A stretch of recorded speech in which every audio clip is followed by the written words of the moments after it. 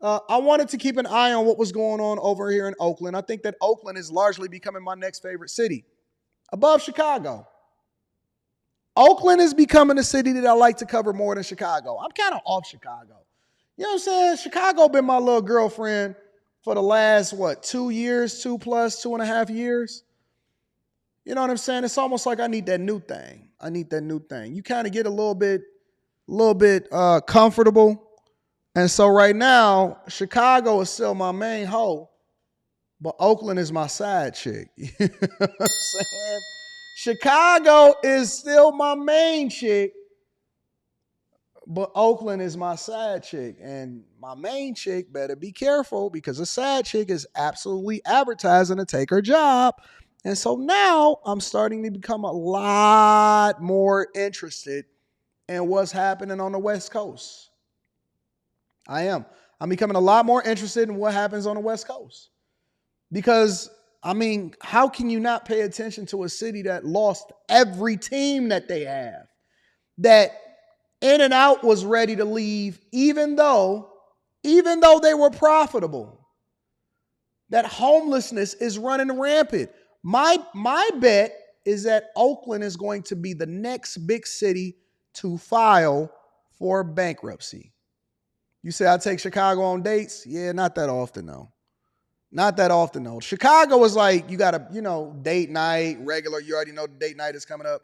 Oakland is like, oh my God, you surprised me with a new gift.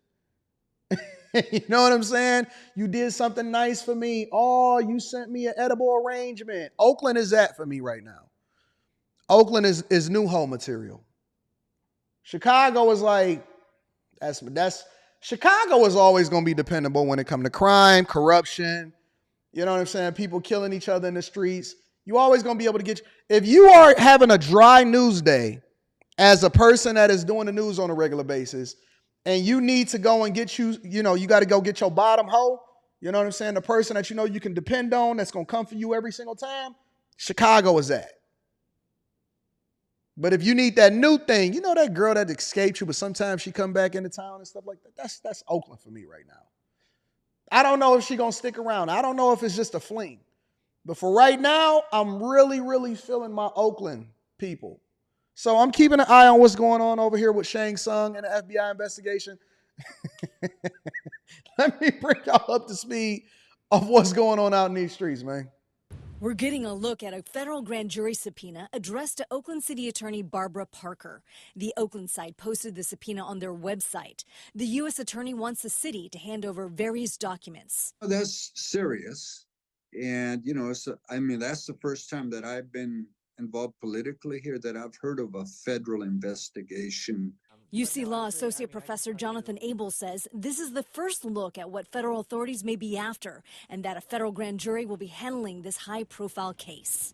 A federal grand jury will determine if there is enough evidence to file charges or indictments. This is a roadmap to the things that they're interested in. According to the Chronicle last week, in connection with a federal grand jury subpoena, the Oakland City Attorney reportedly told some city staff to preserve all documents related to Mayor Sheng Thao's partner, Andre Jones, as well as California Waste Solutions and the Duong family. They don't want someone putting them into a shredding machine today. Among the documents, this Facts. And that's why I don't understand why the Oakland mayor, Sheng didn't understand why the FBI raided her the way that they raided her. Because why would they give you warnings so that you can start moving a little bit differently and shredding documents and moving stuff around and making sure that people are aware of what's going on? If they think that you connected to something and you connected to the Duong family and they raiding the Duong family and you got documentation or it's a possibility that you involved, or you got evidence that helps them, secure a conviction or something that you involved in, and she's sitting there talking about, I don't understand why the FBI didn't contact me in order for me to be able to assist them and be able to comply with whatever documentation that they need. Well, obviously, a raid is a surprise. They don't want you to know that they're coming because they don't want you to move a little bit differently, and they want you to be surprised when they go in and take all of your hard drives and their documents. Subpoena demands communications related to Andre Jones, all calendar entries or records of the existence of planned or scheduled meetings with Thao or Jones from June 22nd to the present. We don't really know how all the pieces fit together, but you can see the types of things they're interested in. The subpoena also requests documents and communications related to the former Oakland Army base and efforts to fight homelessness that were considered by Oakland City Council last year. So I think what they're trying to find out is who was involved and who was asking for what. We reached out to Mayor Thao's legal counsel, attorney Jeff Tsai. He did not want to comment on the matter today. This afternoon, a spokesperson for California Waste Solutions and the Duongs issued this statement saying, quote, "The company is currently working closely with federal investigators to support and expedite their investigation, which is unrelated to CWS operations." But it's disturbing. It's really, for me, it's, we're losing a lot of confidence from the public here in Oakland. City leaders say they're just taking this complicated investigation one step at a time. In Oakland, Suzanne Fawn, ABC 7 News. Let's deep dive into this a little bit more before we move over into the next story. We are getting our first look at a grand jury subpoena that's shedding new light on the recent FBI raids in Oakland. The U.S. Attorney's Office in Northern California has ordered the city to hand over a trove of documents of interest to investigators. It is the first indication of what the FBI may be after following raids on the home of Mayor Sheng Thao she shares with her partner, as well as locations belonging to the politically influential Duong family, which owns the recycling company California Waste Solutions. So Katie Nielsen's in studio now. She has been digging into this. The FBI has been very tight-lipped, but we're certainly learning a little bit more about what we're finding out in this subpoena, correct? That's right, Juliet. So I actually have a copy of that subpoena that was issued to the city attorney's office. It's only 8 pages, but there are specifics here related to the mayor and her partner, Andre Jones, as well as the Duong family and their business dealings with the city. The FBI hasn't answered any questions about why the mayor's home was searched in the early morning hours of June 20th or what agents were looking for. But just 5 days after the raids on June 25th, the FBI demanded documents from the city attorney related to the case. Grand jury subpoenas in furtherance of the federal criminal investigation being conducted under supervision of his office. Certified sufficient reason to believe that the notification of the subpoena and your compliance therewith or disclosure of the information provided thereunder can serve seriously impede or thwart this important investigation. Therefore, you are requested to withhold disclosure and notification for an indefinite period of time. Thank you for cooperation. Okay, I got you. Asking for any communications around Mayor Thao's campaign, meetings she's taken, who she met with, and what was discussed, as well as any communications having to do with the Duong's businesses. The feds. So they basically tying her in to the Duongs, just like I assumed in the very beginning. Just like I assumed in the very beginning. And when we start going into this and we start breaking it down, she tried to make it seem like, and I'm not saying that she's guilty, I always believe innocent until proven guilty, but she tried to make it seem like, oh, okay, well, it's just some very important people that's funding my recall campaign and they're after me and it's one of the reasons why I'm being prosecuted or persecuted. But in reality, we don't even know if she's guilty or we don't even know if they're going after her or if they're going after both her and the Duong family. But ultimately, it's always a bigger fish, and they're not necessarily focused on her, but she may be collateral damage, and she may be a part of it. I don't know. Want documents going back to January of 2020, just a few months after Thao announced she was running for mayor. The feds are looking both at the campaign of the mayor as well as conduct that occurred afterwards. Stephen Clark is a former prosecutor and now a criminal defense attorney and says based on the documents the FBI is asking for, he believes this is a pay-to-play investigation, and the FBI is looking for evidence of possible bribery or public corruption.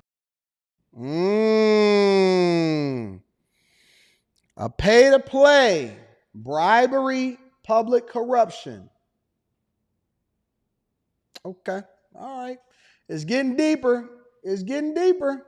Was there some connection between campaign financial activities and the subsequent conduct of a city official? The FBI is also requesting information about the mayor's partner, Andre Jones, including any documents or communications with him, as well as information about any meetings he might have attended. But just last week, in an interview with CBS News Bay Area, Thao denied Jones had any involvement in her administration. And absolutely not. You know, I've been on the city council where he's never actually, been on any payroll. That's really easy to confirm. He's hardly It even is what been in her my assistant office. said. And so, there's no truth to that at all. Now, we have reached out to the mayor's office for comment on these subpoenas. They referred us to the city attorney's office. The city attorney's office said it did not have a comment. Yeah, now, Katie, you've been doing a lot of digging, a lot of our newsroom looking into this, reading that subpoena, trying to get as much information as we can. But the mayor has made statements in the past. So what have we learned from that? So she has. Just one day before the FBI issued the subpoena, she had that fiery press conference where she denied being the subject of any federal investigation. Then again, in that interview you just saw a clip from last week right here on CBS Bay Area, she said the same thing again, that she is not the subject of the FBI investigation. Okay, so let's talk about the Duong family. And so what we know now is that they did donate to the mayor's campaign. Of course they did. Also named in the subpoena. So what is their role in all of this, if we know? So we don't fully know what the role is, but it is worth noting that on this subpoena, item number 1 pertains to California Waste Solutions, which is owned by the Duong family. Of course. So basically what happens is, and this is just my theory, but basically what happens is a lot of the city contracts, and I am very, very familiar with city contracts and certain companies in order to be able to get paid from the city, and then who you need to be connected to.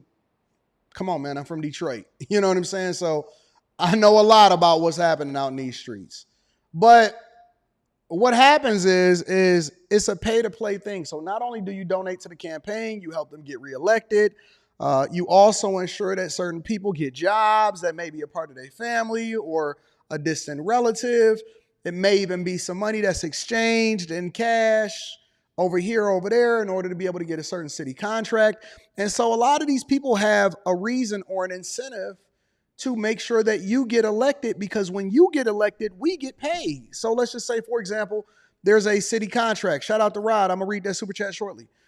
Let's say, for example, there's a city contract as far as, or a competing person that is trying to get a city contract for waste removal or recycling, or they're trying to start this new program and they need you to allocate a portion of the budget to make sure that they get this contract or whatever, right? Well, then the idea is that we can do more business over here because we are politically connected and we got a phone call or we got a line directly to the mayor. Now, I'm not saying that that's what happened, but I am saying that when it comes to business, that's one of the reasons why they want you to be influenced by whoever it is that is in office. So when you get these politicians in office, you have to make sure that they are truly above board. You got to make sure that they don't have any reason to do anything different except for to serve the people. Because when you then serve your own best interest, that means you can be compromised. And that's why I'm always iffy about who it is that's taking donations from who and what role that they are playing in them getting elected. I'm not giving you money just because I like you. They giving you money and they funding your campaign because they had an interest in you getting elected as far as how it's going to impact their finances and their business. 100%. That company holds the recycling contract for the city of Oakland. There you go.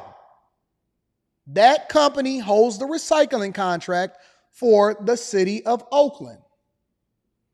How much the contract is going to be, that can be influenced. Whether it was a no bid process. Whenever you see a human, they can be compromised.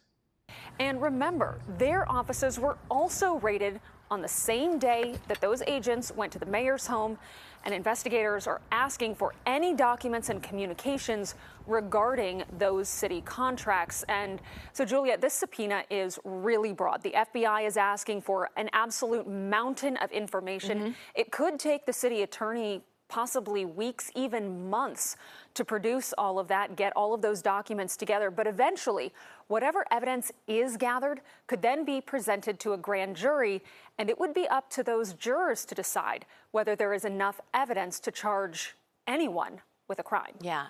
And the one thing we know about the FBI is that their conviction rate is so high because they wait to gather all of the evidence before charging you with a crime.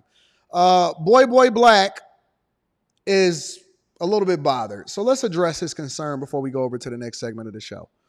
He's bothered by the fact that Anton continues to highlight the things that's going on in the cities like Oakland and Chicago, just like a lot of the other people that are butthurt about it. They're mad at the fact that we're bringing light to the facts. This is not hyperbole. This is not an assumption. This is stuff that is really happening. So if 100 plus people die in Chicago, do you get mad at the person that basically reports it and tell people that they need to be a little bit more careful of how they move in Chicago? Or do you get mad at the people that's perpetrating all of the crimes inside of the city? Do you get mad at the criminals, or do you get mad at the person? That's like getting mad at the person that laughed at the person that cracked a joke on you. He called you big head, bald head with a big nose, and then everybody else started laughing, and then you want to get mad at the people that's laughing.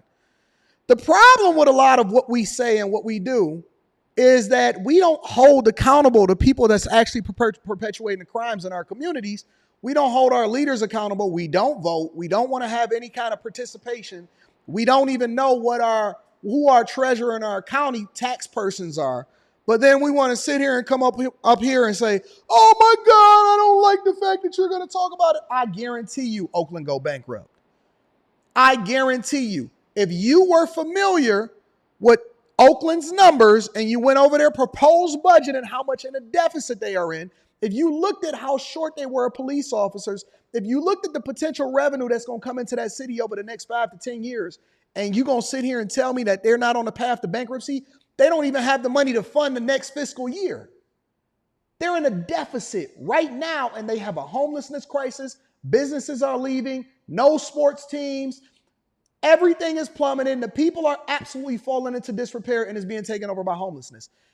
I guarantee you that Oakland is going to file for bankruptcy within the next 5 to 10 years. It probably won't even be the next 2 to 3 years. In a booming economy where housing prices is up and property taxes are supposed to be going up, they're absolutely positively going to file for bankruptcy at some point in the near future. If Vegas had a bet on the timeline and Oakland will file for bankruptcy, I would take it 10 times out of 10. If I can go to Vegas or FanDuel or some online platform and I could bet on the next major city that will file for bankruptcy, I guarantee you I would bet 100% of the time that Oakland is going to file for bankruptcy next. And then he's going to say, let's bet. Man, you ain't even got a profile picture. I don't even know who you are. Get out of here with that. Y'all just be talking. All right, let's bet. Bet what? Bet what? We don't even know you. We ain't never even seen you before. You just butthurt because we bringing you to the front of the congregation. But don't get mad because I bring my own city to the front of the congregation. I just talked about them, yesterday, the day before yesterday, about the 21 people that got shot in Detroit. We don't discriminate. We hold everybody accountable. Now, if they was doing something good, then we would absolutely 100% give them credit. But whenever you're doing bad in a good economy, all we waiting is for something bad to happen and you're going to completely fall off the map. 100%. And then don't worry, I'm going to come in and I'm going to help gentrify it. We got you.